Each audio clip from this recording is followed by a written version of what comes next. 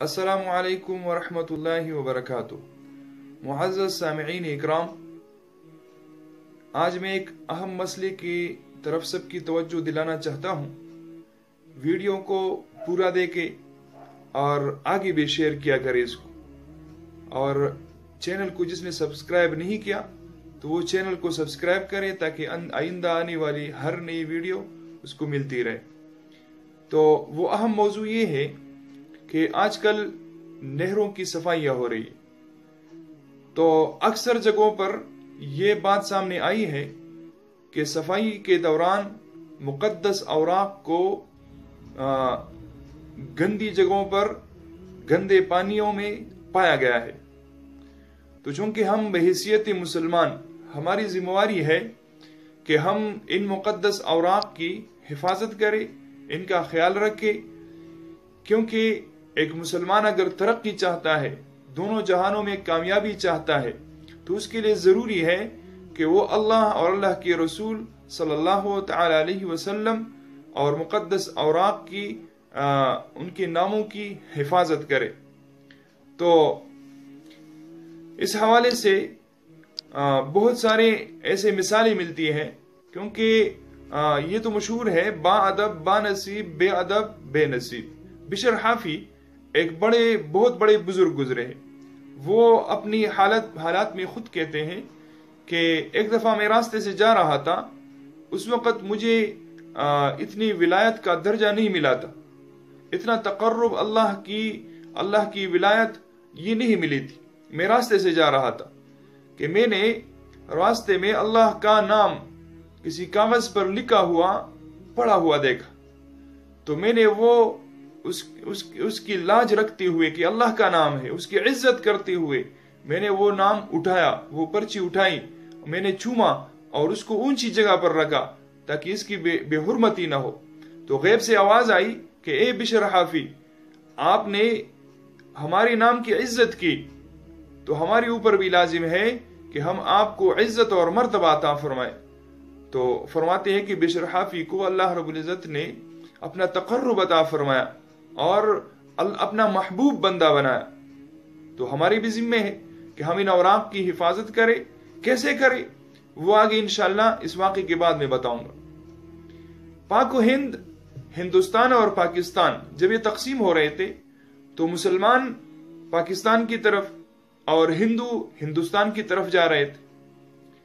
تو اس دوران مسلمانوں کا ایک خاندان وہ بھی پاکستان آ رہا تھا، تو چونکہ حالت ایسی تھی کہ ہر کوئی بھاگ دوڑ میں اور نکلنے میں مصروف تھا، تو ایک مسلمان خاندان ان کے پڑوس میں ہندو رہتے تھے، تو ان ہندو کو ان کے گھر آئے وہ مسلمان عورت اور ان کو کہا کہ یہ قرآن پاک کا نسخہ ہے، یہ قرآن مجید، یہ قرآن پاک ہمارا مقدس کتاب ہے، اس کو آپ حفاظت سے رکھیں اور پھر ہم آ کر واپس لے جائیں گے۔ ہندوؤں نے کہا ٹھیک ہے، پڑوسی کا حق ہوتا ہے، تو اس حق کو ادا کرتے ہوئے انہوں نے قرآن مجید اپنے پاس رکھا۔ اب ہندو مرد اور عورت، شوہر اور بیوی دونوں سوچ رہے ہیں کہ اس مقدس کتاب کے ساتھ کیا کیا جائے۔ تو انہوں نے ایسا کیا کہ اور کوئی تدبیر نہیں سوجی، تو انہوں نے ایسا کیا کہ قرآن مجید کو انہوں نے آپس میں مشورہ کیا کہ آدھی رات میں سر پہ رکھوں گا، اور بیوی سے کہا کہ آدھی رات تم اپنے سر پہ رکھو گی، کیونکہ سر سے مقدس جگہ اور کوئی بھی نہیں ہے، تو اس وجہ سے ہم اس کی عزت اس طرح کرتے ہیں۔ تو آدھی رات شوہر نے سر پہ رکھا اور آدھی رات اس کی بیوی نے سر پہ رکھا۔ صبح ہو گئی، صبح جب مسلمان لینے کے لیے اپنے کلام پاک قرآن پاک کو لینے کے لیے آئے تو دیکھا کہ وہ جب ان سے مانگا کہ ہمیں اپنا کتاب دے دیجئے، اپنا قرآن مجید جو اللہ کا کلام ہے آپ کے پاس ہے، ہم نے امانت رکھوائی تھی، وہ ہمیں واپس دے دیجئے۔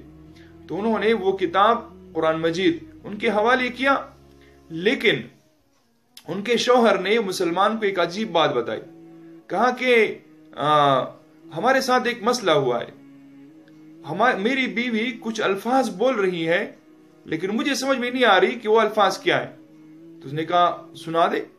تو اس نے جب الفاظ سنائے تو وہ قرآن مجید کی تلاوت کر رہی تھی. تو وہ مسلمان بڑا حیران ہو گیا. اس نے کہا یہ کیا مسئلہ ہے؟ ہم قرآن کو حفظ کرتے ہیں تو بڑی مشکلوں سے 2-3 سال لگا کر، وہ بھی حافظہ تیز ہو تو 2-3 سال میں ہمیں حفظ ہو جاتا ہے، اور آپ لوگ ہو کہ قرآن پڑھا ہی نہیں ہے اور آپ لوگوں کو قرآن حفظ ہے، یاد ہو گیا ہے. تو نے کہا کیا بات ہے؟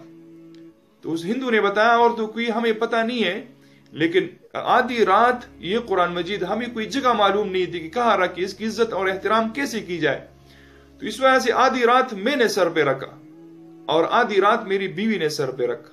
تو اس کی شاید ہو سکتا ہے اس کی برکت. تو اس مسلمان نے کہا بالکل یہی بات ہے، آپ لوگوں نے قرآن کی عزت کی ہے، احترام کیا ہے، تو اس وجہ سے اللہ رب العزت نے آپ لوگوں کو قرآن مجید کی حفظ کی دولت عطا فرمائی.